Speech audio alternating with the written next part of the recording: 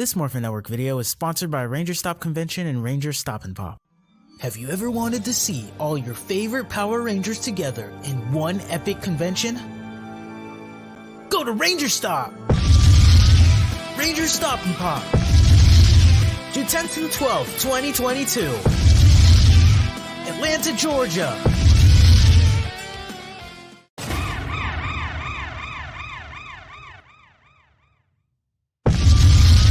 Ranger Stop 8, November 11th to the 13th, 2022, Orlando, Florida. Get your tickets now.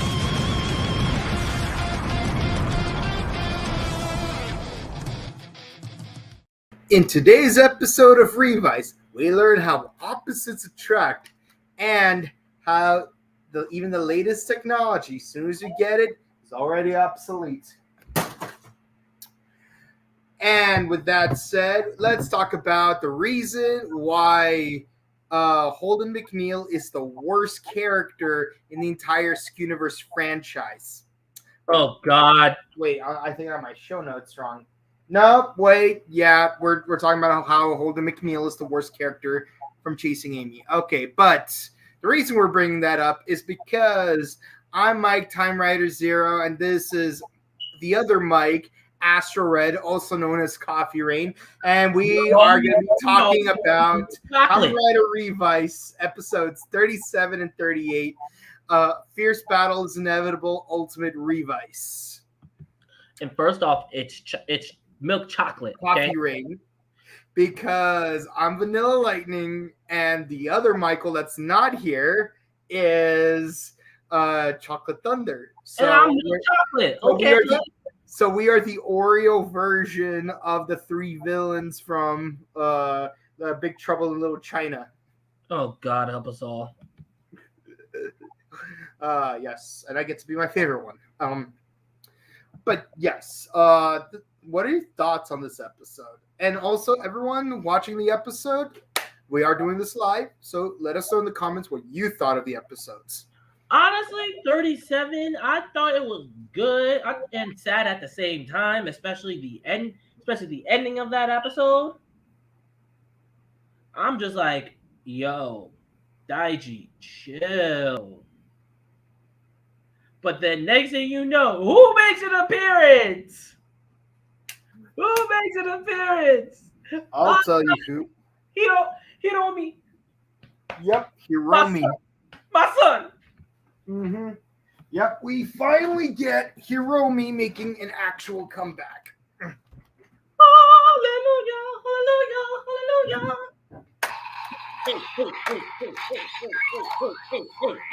It's turned off, so don't worry about it. Why must you do so many LED lights, not worth the price. I want it. Gimme. Nevertheless, yes, Hiromi does make a comeback in this episode, and we get to see a surgery. I love watching a surgery. You have a weird mind, you know that? How's it weird? I love watching surgeries. Again, weird mind. How's it weird? You're saving lives.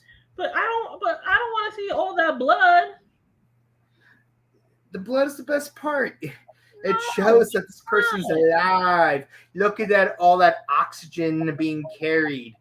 Hemoglobin, iron, beautiful. Ladies and gentlemen, and they say I'm the weird one. Yes, you are. Yes, you are the weird one. How? Explain how. Because you're weirded out by the sight of blood. There we go. End of story. A lot of people are weirded out by the sight of blood. And those people are weird. I don't know. You should have been a surgeon. I'm just saying, like, blood is what makes life living. Again, but, you should have been a surgeon. Yes, I should have been a surgeon. Yes, I thank you for agreeing with me. So let's talk about 37 first. Ooh. So in this episode, everyone gets their butt kicked. Pretty much. Everyone gets their butt kicked. What are your thoughts on everyone getting royally, driver? Listen, I'm gonna be blunt. I just sat there with my popcorn. I'm like, oh, okay. People getting their butts whooped. Okay. Mm-hmm. I felt bad. I felt bad for Iki and Sakura. Mm-hmm. They got the worst of it. Mm-hmm. Yeah, I mean, yeah, we do see over Demon and Aguilera also get their butts kicked in a separate place, on top of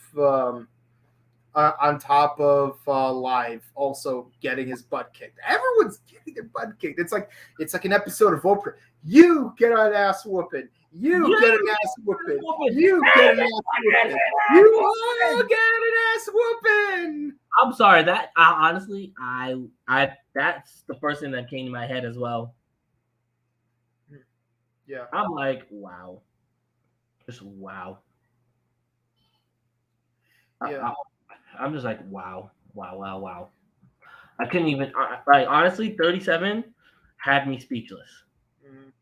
Yeah, and also, like, turns out, like, freaking okay, so we're getting bunkers for the bad guys, and some Kamen Rider Kabuto shenanigans is happening there. Lord, with those amulets, like from Kamen Rider Kabuto, and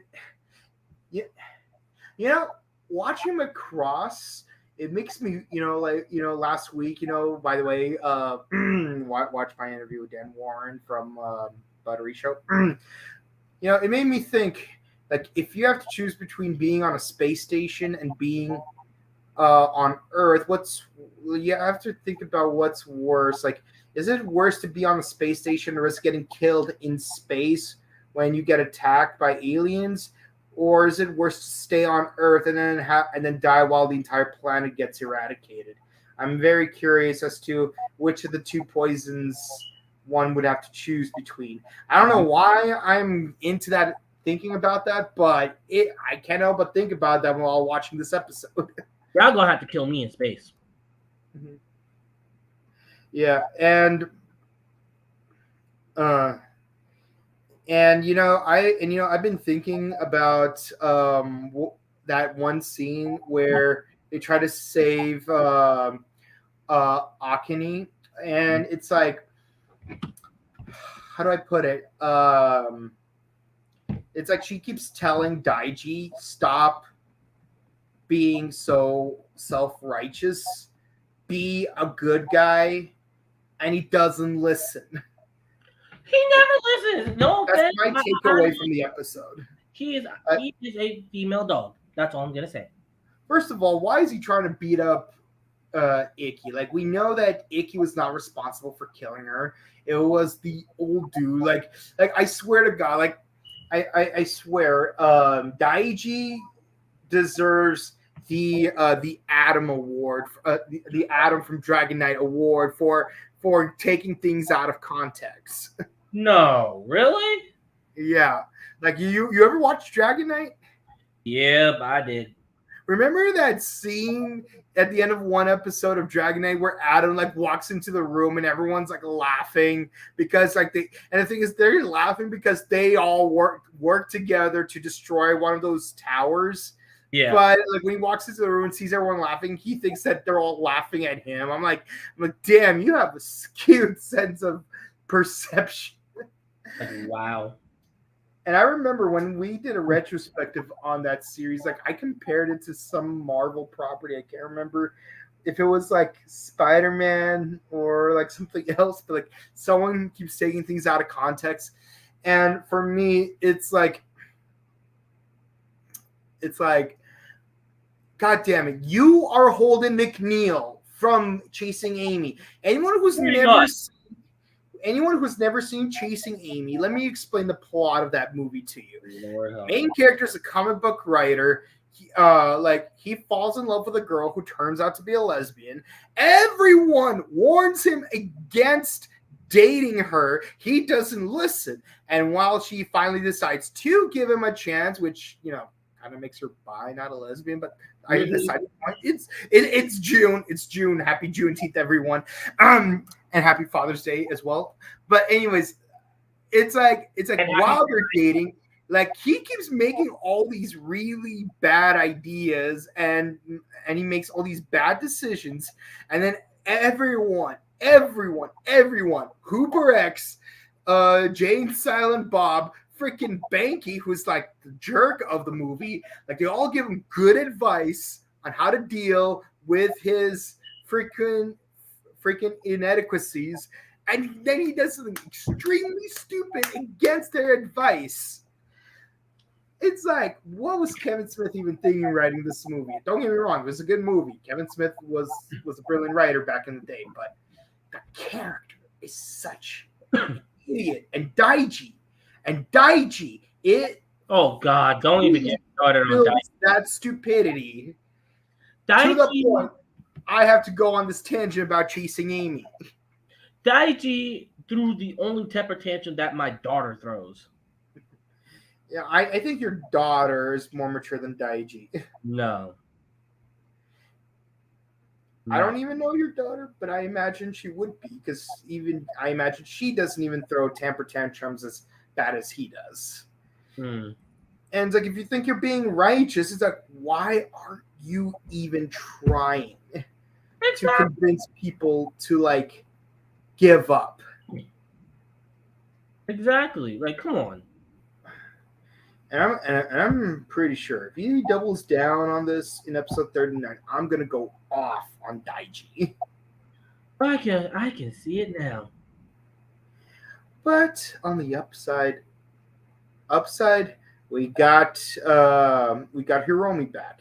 The downside, we can no longer use Akame in order for her Giftarian cells in order to help fight Emperor Gift. So what do? We do a marrow transplant. You and your surgeries. I mean, episode 38, we actually do have a surgery. Yeah, we actually do. Actually, I'm curious. I mean, you don't have to answer if you don't want to, but like, have you ever donated blood or marrow? I've donated plasma and blood. How was it? Donating plasma, it drains you. So does donating blood. It really does.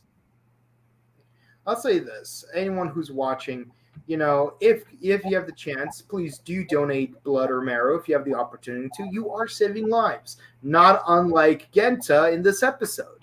Oh, Lord. Because by donating his Giftarian cells, which is basically a tissue donation, he's helping Icky fight the main villain towards the end of the series. And you actually do see the surgery. It's awesome. And I love how, like, being very realistic, he does make a video farewell to his family because you don't know if he'll survive the surgery. You really don't. Speaking as someone who has had multiple surgeries on his spine, some surgeries there is a risk of dying because some surgeries are more invasive than others. So like, you do want to have your last will and testament in order just in case. I mean, expect the worst, hope for the best. I'm glad he survives the surgery. Spoiler. But yeah, it was nice seeing like that sense of realism. Because honestly, for me, as fun as the video game aspect is in Kamen Rider X-Aid, for me, the main appeal was the medical drama. There wasn't much of it in X-Aid, but I do appreciate that it was there when it was there. Me too. Yeah. And we actually do see George be the Chad that he is, outdo his dad. By the way, happy Father's Day.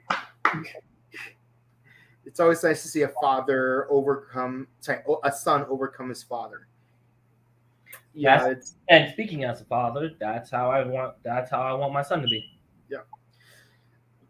Yeah, and I love seeing George having his day in the sun because it's like George is like the ultimate Chad Kamen Rider fan where he's a total dork, but he's jacked as hell. So I'm like, I want to have a body like that. I already have a mind like that, but I also want to have the body like that. I just came back from the gym, a few hours ago. I did a lot of circuit calisthenics. It is intense. For those of you who've never been to the gym, go to the gym. No, seriously, go to the gym. Oh Lord. If you like, I hate it when people say like, like I don't like I'm not gonna worry too much about working out on my body because I want to exercise the strongest muscle there is, the brain. I'm like, the brain is not a muscle, dummy. Maybe if you read medical books instead of Dostoevsky, maybe you would know that.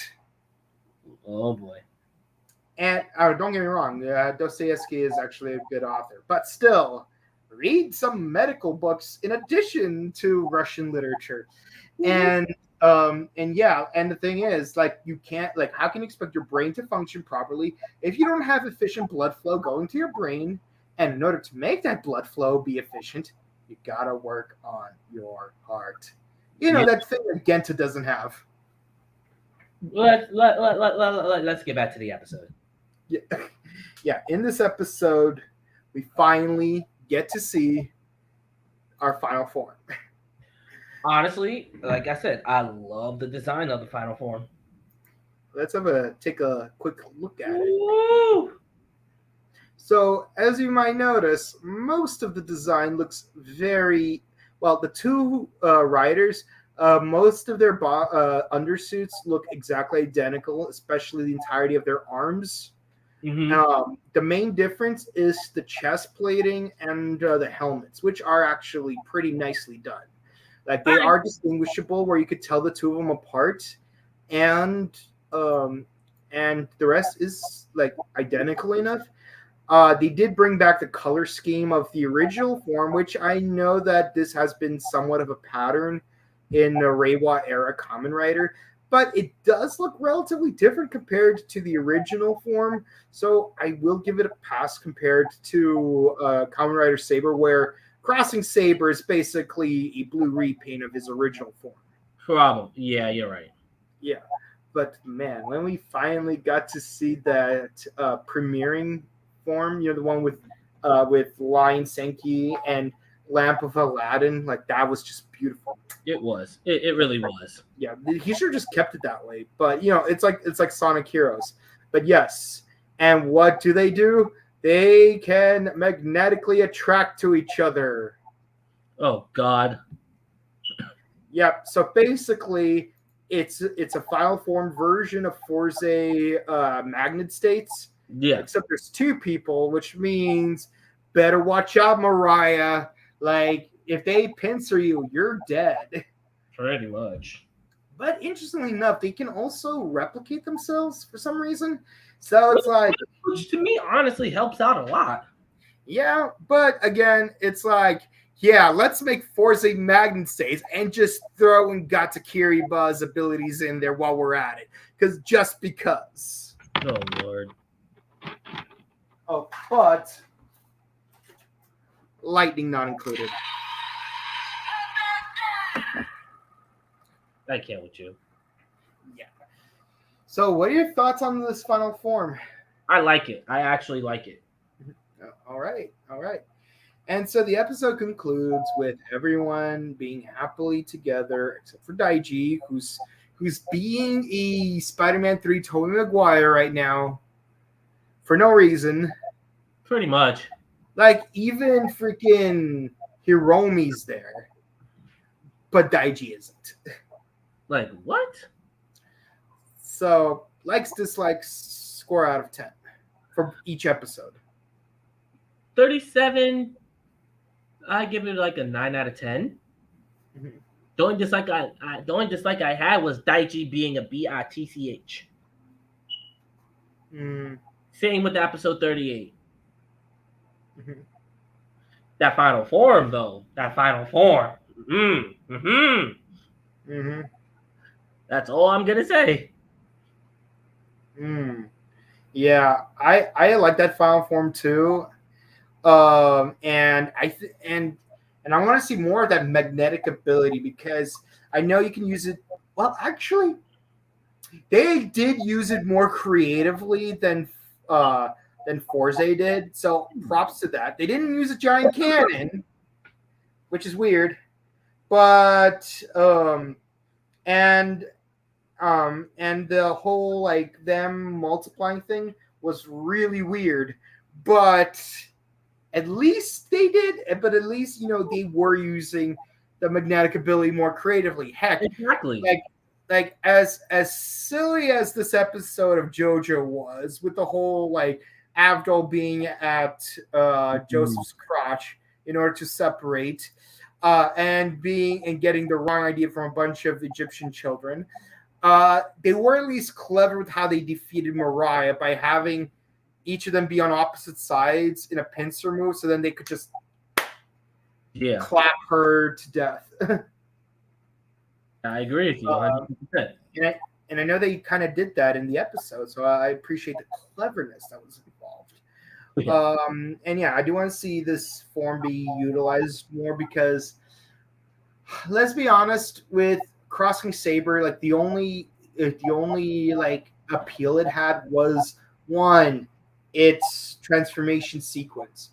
Two, the fact that it has upgrades, and it's only the upgrades that you really care about. Like the whole dragon, lion, Aladdin thing. Like that was when the form actually looked really good. It really did. And again, Sonic Heroes reference where like, yeah, you got Tails and Knuckles on the sides, but Sonic is the one with the gold, and then like he's lifting everyone up and stuff. So, but yeah, let me show you what I'm made of. Like, yeah, I'm just gonna be like, yeah, screw you guys.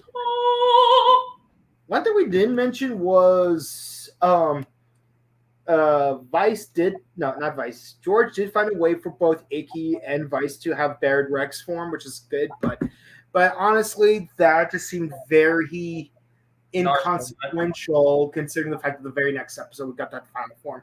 And yes, that final form exists because of that surgery. So episode 37, I give it an 8. Episode 38, I give it a 10 because we see a final form and we get to see a surgery. And that surgery was integral to getting that final form. You and this surgery? I like medicine. I mastered in med-sci. What do you expect? True. Okay, and that's our thoughts on the episodes. Let's see what the comments have to say. Gabutira Torin says, "Hello guys, great to be here. It's great to see you too, Gabutira Torin." Yeah. Triple OXYZ says, "Everyone got their butt kicked." Yeah, everyone. Everyone. Keyword, everyone. Lacrosse is awesome. Yes, it is. Be sure to check out. I don't watch lacrosse. Be sure to watch my interview with Dan Warren on The Buttery Show because he played Roy Foker. And then finally we got, I like the new form, but I wish Vice had more blue and Icky had more pink. Yeah, let's take a look at that form one more time. Yeah, honestly, like I can understand why you would say that because, well, for Vice, you can't really put that much more blue on him, but Icky, yeah, he should use more pink because, and honestly, I kind of agree with this comment because if you really think about it, magnets we always associate with red and blue.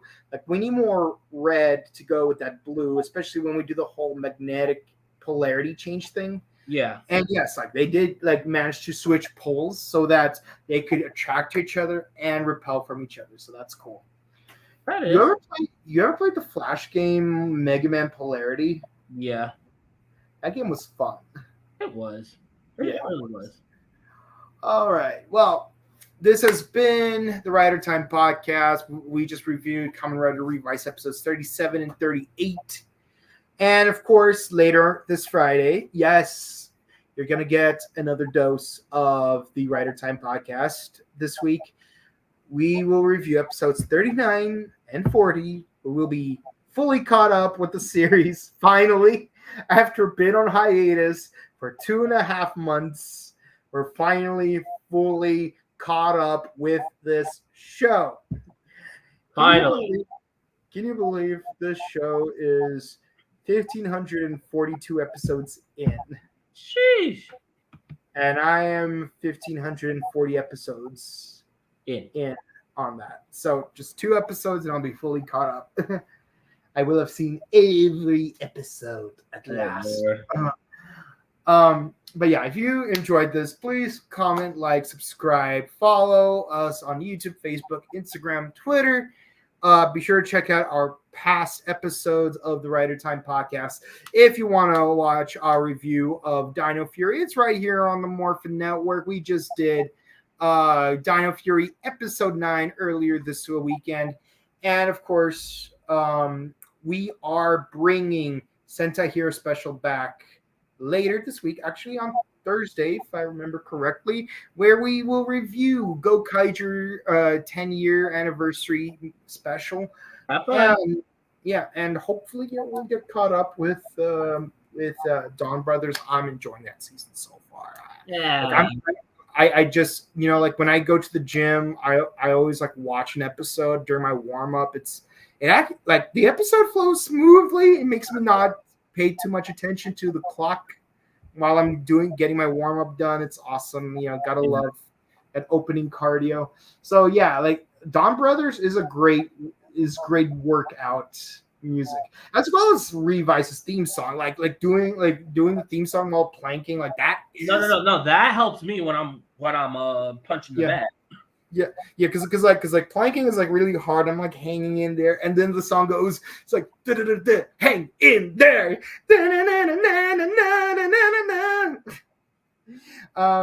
And then as soon as it goes, dealing with the devil, and I'm like, yes, I'm done. I got my 45 seconds in. But yeah, and of course, be sure to also comment, like, and subscribe to our sister show, The Buttery Show, where we did interview Roy Foker, aka Byakuya Kuchiki, aka Zenaku. Power Rangers Power Rangers 20th anniversary, as well as Macross and Bleach and Rurouni Kenshin, that good stuff. And of course, we also reviewed Lightyear, as well as we've done a vlog of going to the El Capitan. So be sure to check that out on our sister channel. You could find, if you want to see more content outside of the Morphin Network and the Butter Show, you could find me on Instagram there we go. You can find me on Instagram at Boken_Kabuto. You can find me on Twitch at twitch.tv/BokenKabuto.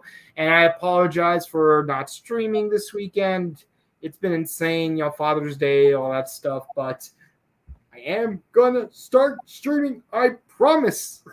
And where can they find you? You guys can find me on Instagram at RedRanger2134. And again, I'm sorry I was not here for the reviews. This weekend was just a lot. My son's graduation, my fiance's birthday, and Father's Day. Your son's a 5th grader? No, I said my son's graduation. No, yeah. It's like a little stepping up ceremony. Wait. What grade is he in?